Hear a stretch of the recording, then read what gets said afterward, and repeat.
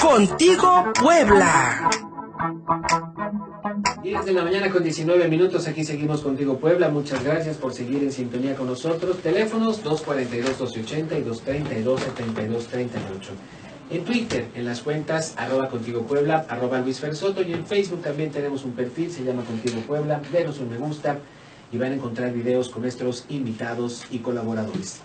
Cada lunes con nosotros, integrantes del Movimiento de Trabajadores Activos, Jubilados y Pensionados 15 de agosto del Instituto Mexicano del Seguro Social.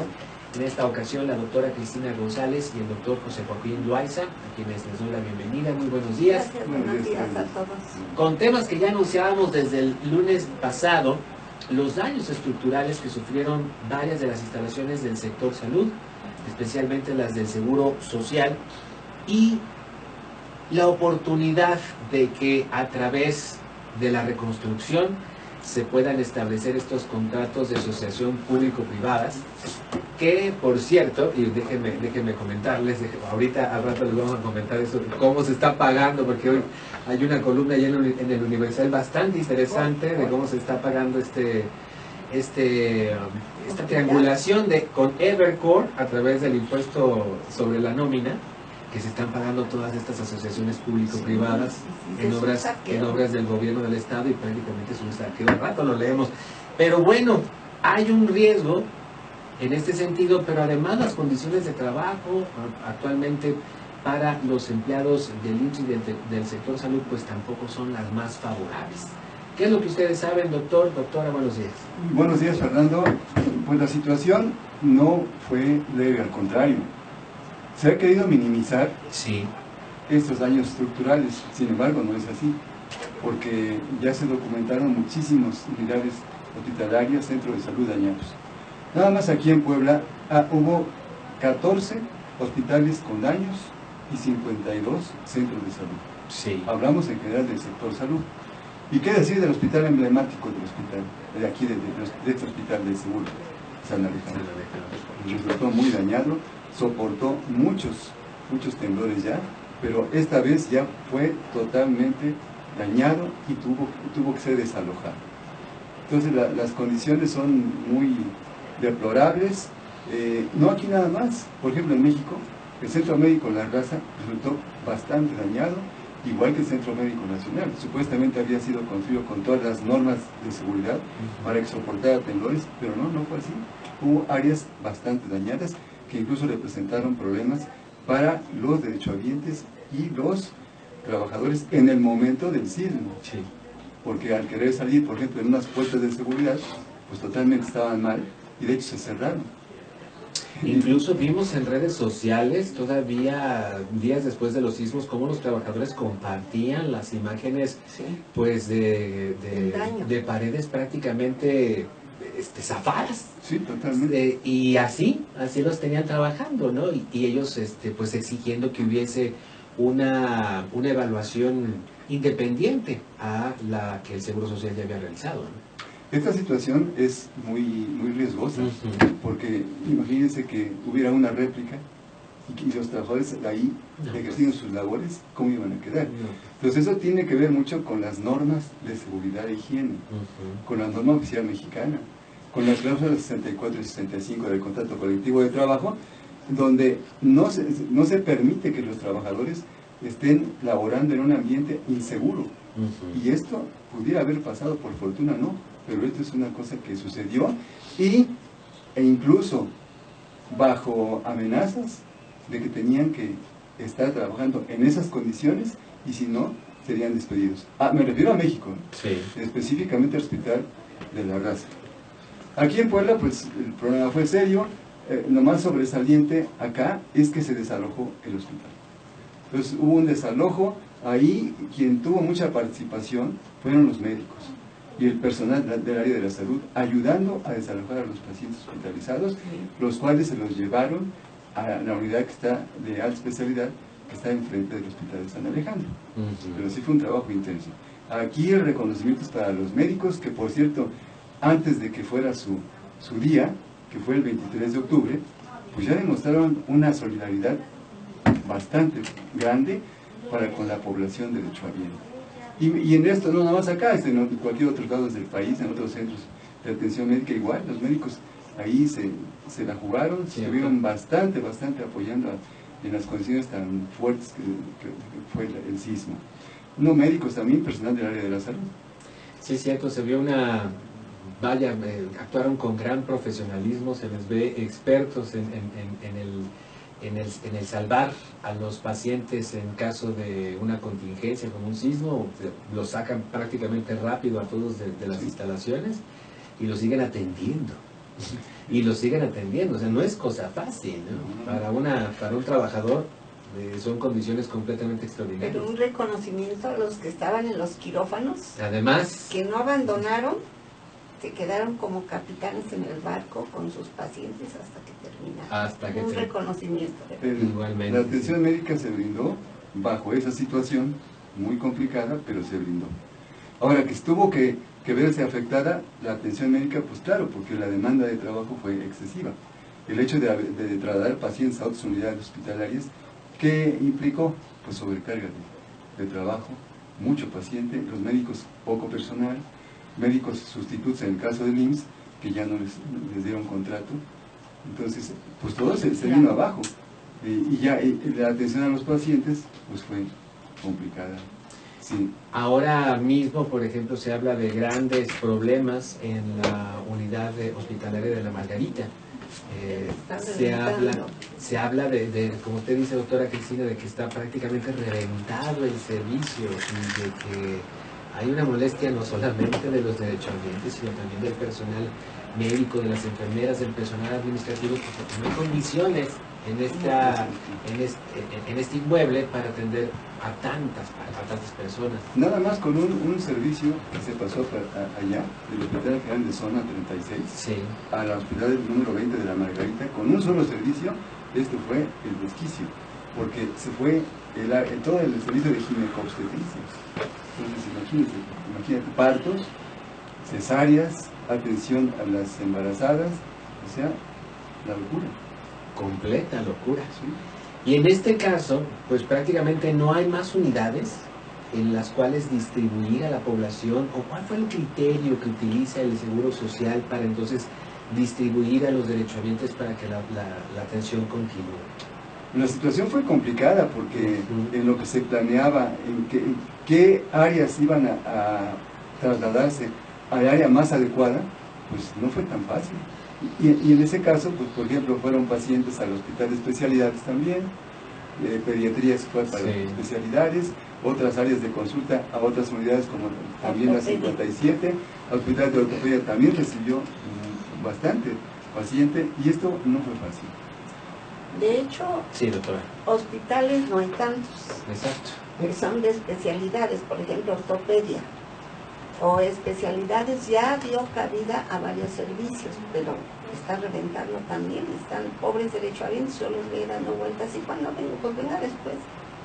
Pacientes de atención en el servicio de nefrología, están los hospitales periféricos como el de Metepec, como el de Tehuacán, como el de Teciutlán, pero imagínense mandar pacientes allá, si allá mismo no se dan abasto. Hay un déficit tremendo. Bueno, el sismo también sacó a colación el déficit. La Margarita ya estaba muy sobresaturada de pacientes, con falta de personal. Algunas instalaciones de nuevo quedaron defectuosas, algunos drenajes, ya ha habido muchas denuncias. Pero ahora con esto, por eso es que, como bien decimos, está tronando el hospital. Demostró las deficiencias que tenía ya el propio servicio del IMSS. En perjuicio pues de la salud fundamentalmente, ¿no? Había pacientes que venían de otros lados, sobre todo de zonas dañadas, por ejemplo el área sur de Puebla, hablamos de Atlisco, de Matamoros, y llegaban los pacientes creyendo que iba a encontrar la atención, y no, pues ya no estaba ahí, estaba en otra unidad. Hubo un desconcierto, ¿dónde me toca? ¿Dónde me atienden? Traslados para llegar a esa unidad, a esa clínica, y eso representó pues, problema para personas que de por sí ya venían mal, por ejemplo personas incapacitadas, personas de la tercera edad, desplazarse, el factor económico, tenían que buscar la manera de irse a otro hospital. O sea, realmente fue situaciones muy complicadas. Demasiado, sí. Hablando también de que en estas comunidades pues tampoco hay hospitales que No, son funcionen. hospitales pequeños, casi como un camar, lo básico, ¿no? Sí. Tal vez cirugías que no son complicadas, atención de partos, cosas de ese tipo, pero especialidades no hay. Pues bueno, vamos a hacer una pausa. ¿Qué les parece, doctor Loaiza, doctora González? Vamos a hacer una pausa y regresamos para hablar de lo que viene, ¿Sí? la reconstrucción. Y hasta el momento, pues bueno, se nos han dado algunas versiones de que habría un hospital por el periférico, que estaría otro por el sur de la ciudad, el que reemplazaría a San Alejandro. Pero pues también hay otras versiones que dicen, bueno, arreglemos si este edificio no sirve, pues ahí está el predio es del Seguro Social. El predio es lo más codiciado ahorita. Efectivamente, porque no levantamos un edificio moderno y nuevo, si ya teníamos uno. Pues, ¿cuántos años tenía San Alejandro ya? Más de 40 años. como en el 75, 76 por ahí. 75, 76, un poco más de 40 años ya tenía este hospital funcionando y supongo que cuando se levantó pues debió ser una estructura muy impresionante en aquellos años. Y resolvió mucha problemática. Fíjese.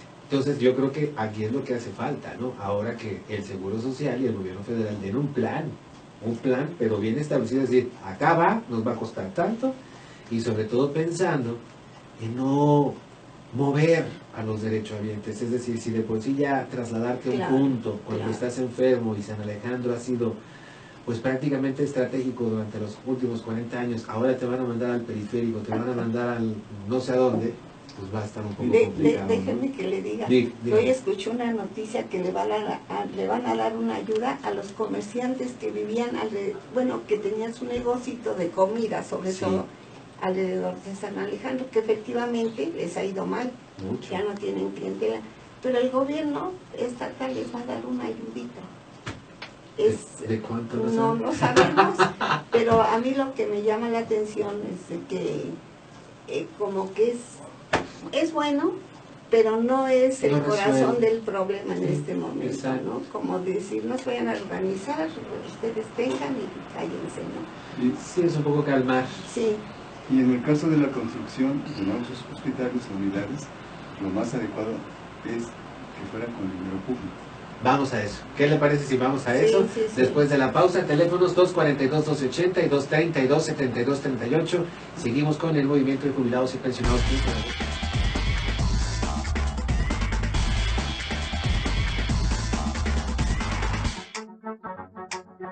Contigo Puebla.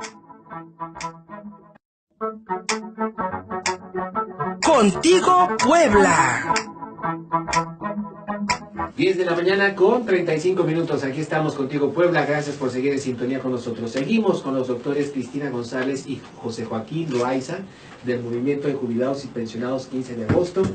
Viene la reconstrucción de hospitales como San Alejandro y la doctora Cristina González tiene aquí, pues, una disertación, podríamos decirle así, más o menos, casi, porque las asociaciones público-privadas, antes de que nos fuéramos al corte, el doctor Loaiza decía, estos hospitales tienen que hacerse con dinero público, pero pero pues la intención ahora es hacerlo en estas asociaciones público-privadas que terminarán por pagarse con dinero público, Pero claro, pero se generarán, están pagando sí, pero generarán, a final de cuentas, grandes beneficios económicos para particulares. Y problemas para los usuarios. Así es, doctora.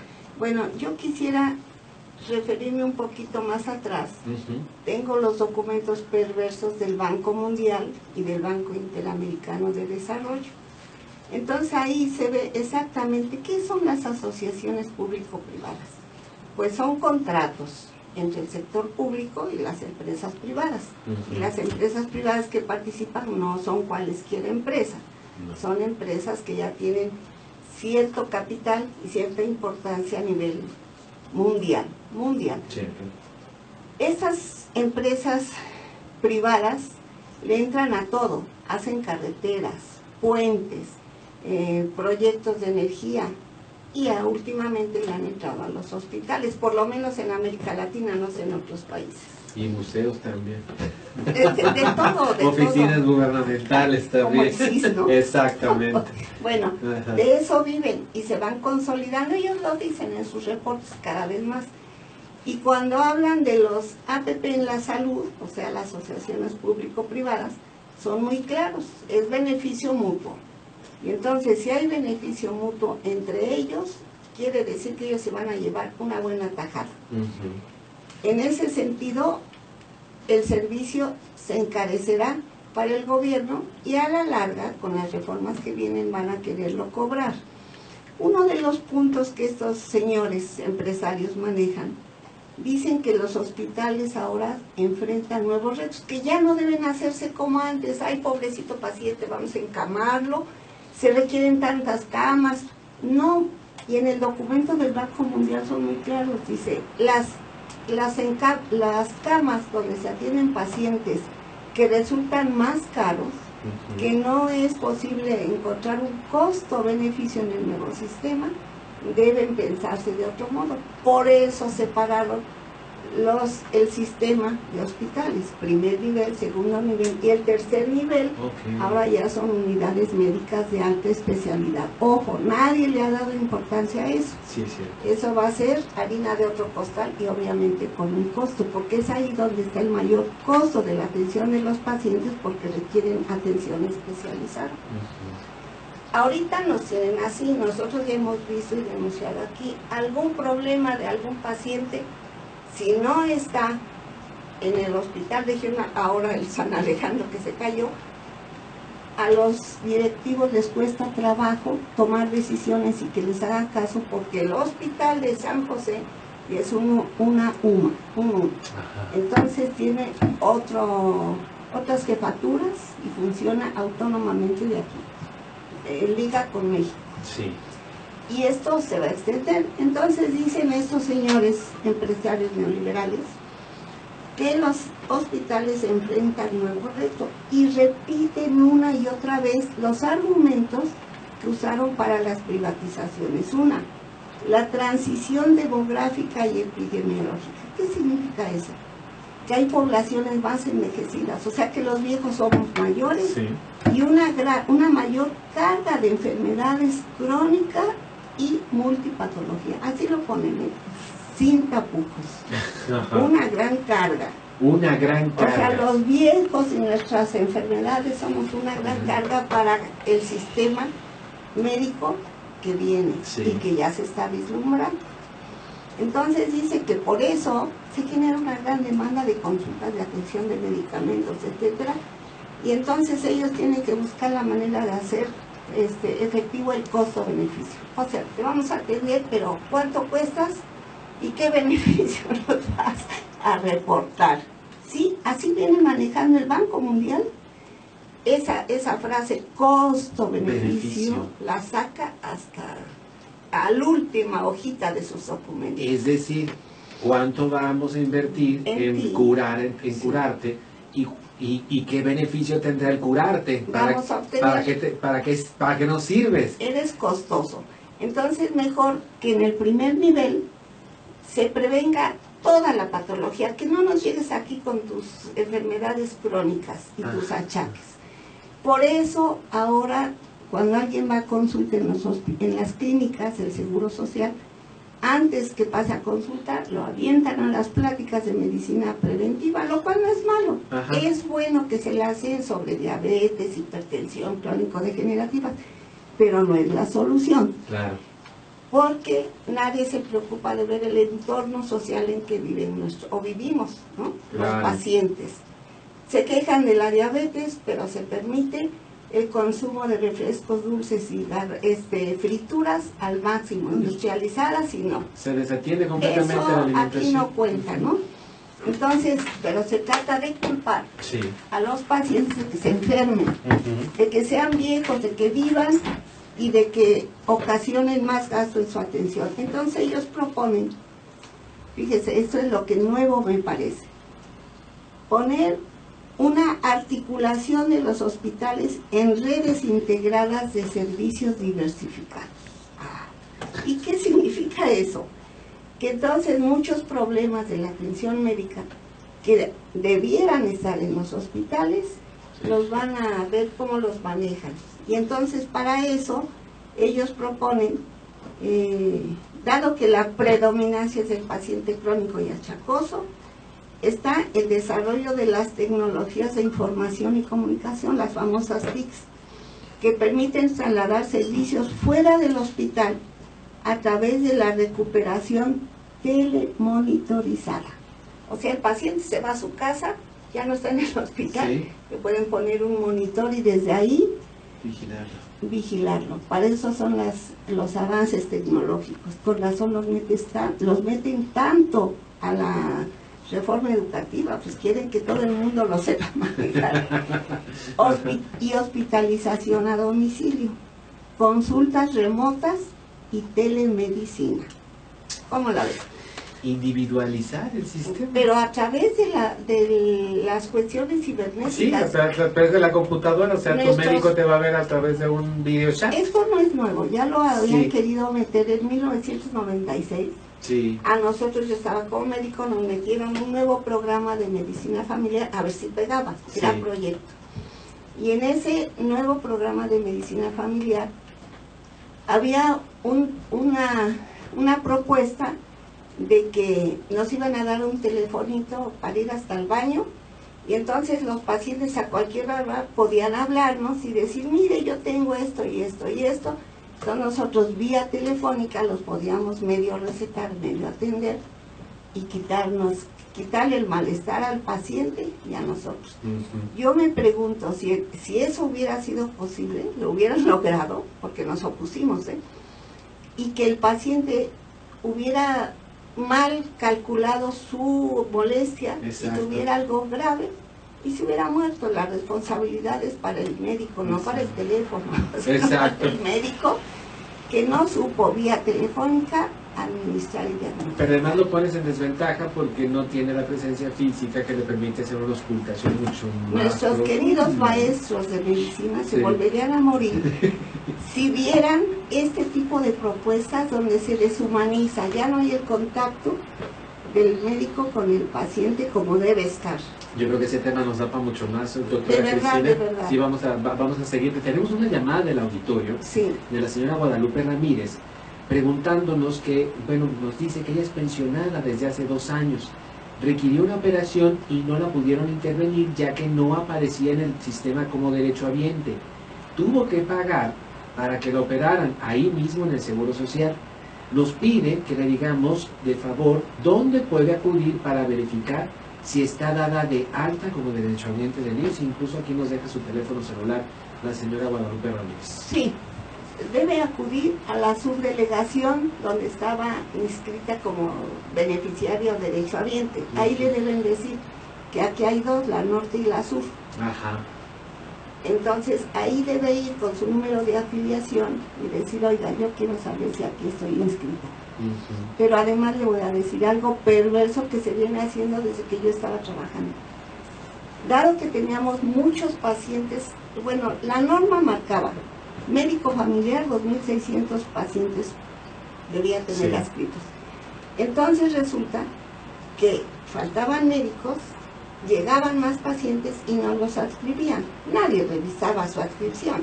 Nada más veíamos que de pronto las listas se alargaban. Sí. Yo un día me di esa tarea y resulta que yo no tenía 2.600, ya tenía 2.800 y tantos pacientes. ¿Cómo lograban hacer eso con una maniobra ocultista, como de mago? Ah, Jubilado, paciente viejo, jubilado, pensionado, que no acudía en 6 meses a consulta, se daba automáticamente de baja el expediente. Ah, Bajas el expediente. falsas. Bajas falsas. Ujú. De tal manera que cuando el paciente llegaba, bueno, nosotros mismos ahora estamos dados de baja. Entonces, si llegamos, hay que ir no sé a dónde a recuperar el expediente. En esas fechas ya empezaban con las cuestiones cibernéticas, la computadora, Sí. el archivo, y entonces nadie ya quería ir al montón de expedientes a Al rescatar. archivero. Ajá. A rescatar el expediente del jubilado pensionado del viejo que había llegado a consulta, porque ahí estaba ya su historia. Sí, claro. Entonces, otra vez empezar, otra vez a escribir, otra vez a interrogar, se perdía la historia del paciente. Esto es parte de lo que viene, Señora Guadalupe Ramírez, pues esa es la respuesta, acudir a la subdelegación norte o sur. A ver en cuál de las dos está anotada. Y si no, le damos nuestro teléfono, ¿no? Ok, perfecto. El número 213-3135. 213-3135. De la oficina, y todos los días de 10 a 1. Ahí en la 18 Oriente 205, Alto 7, en el primer piso. Ahí está el movimiento de jubilados y pensionados 15 de agosto, doctor. Sí, yo quería comentar que además de todo lo que dijo la doctora Cristi, las AFORES también ya están metidas en esto. Están metidas ¿por qué? Porque están con la apertura. Sí.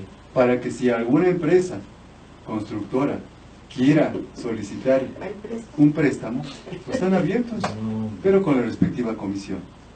Interés. Hay que seguir hablando de esto. Intereses. Hay que seguir Claro. hablando de esto Es la muy próxima perverso, semana. es necesario. Sí, de claro verdad. que sí, porque a final de cuentas es un proyecto internacional. Totalmente. Totalmente. Esa es la globalización. Esa Cuando es, hablamos de neoliberales, es esto exactamente. Muchísimas gracias, doctora Cristina usted, González, a doctor usted. José Joaquín Loaiza. Aquí nos encontramos el lunes. Gracias. Muchas gracias. 10:49, volvemos.